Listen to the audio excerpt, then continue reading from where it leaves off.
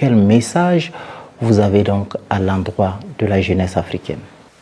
D'abord, un message d'unité. Je crois qu'il y a, je ne veux pas utiliser le terme, mais quand je vois souvent ce qui se passe actuellement, j'ai l'impression que l'Afrique est plus divisée que jamais. Et au niveau de son segment le plus essentiel, sa jeunesse. La jeunesse de l'Afrique, c'est sa force. Il faut qu'on transforme cette jeunesse non pas en charge, mais en dividende, le dividende démographique. Cette jeunesse doit être à la pointe du combat panafricain, du combat de l'unité. Le panafricanisme ne veut pas dire qu'un jour ou l'autre, on sera un seul pays. Non. Mais c'est de faire de ce continent un espace libre, cohérent pour tout Africain. Et de le hisser au niveau qui doit être le sien. Parce que j'ai tendance à dire que le 21e siècle doit être africain.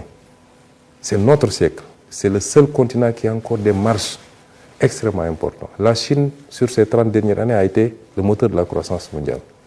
Elle s'essouffle. Ça doit être maintenant le tour de l'Afrique. Évidemment, il nous faut régler la question de la sécurité, je suis d'accord avec vous. Mais il nous faut beaucoup parler à notre jeunesse. Qu'on ne se trompe pas d'ennemis.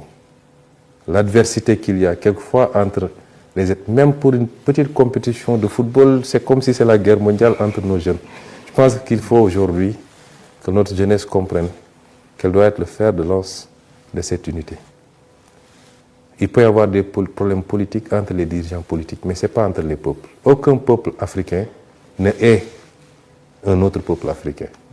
Et souvent, au sein d'un même peuple, les actes posés par les gouvernants sont désapprouvés. Certains vont même jusqu'à faire des manifestations pour soutenir le Y. C'est un message d'unité, un message de dépassement. Qu'on sache que aucun de nos pays ne peut aller sans l'autre. C'est illusoire. Soit, quand même, un pays peut se développer s'il est bien géré, s'il est stable et s'il fait le nécessaire, il peut se développer. Mais il ne sera jamais une puissance. Parce que pour être une puissance, il faut un territoire, il faut une population. Si je dis territoire, c'est un territoire vaste. La zone Afrique de l'Ouest fait 6 500 000 km². Moins que la Chine, qui a 8 900 000, moins que les États-Unis, qui a 9 millions presque.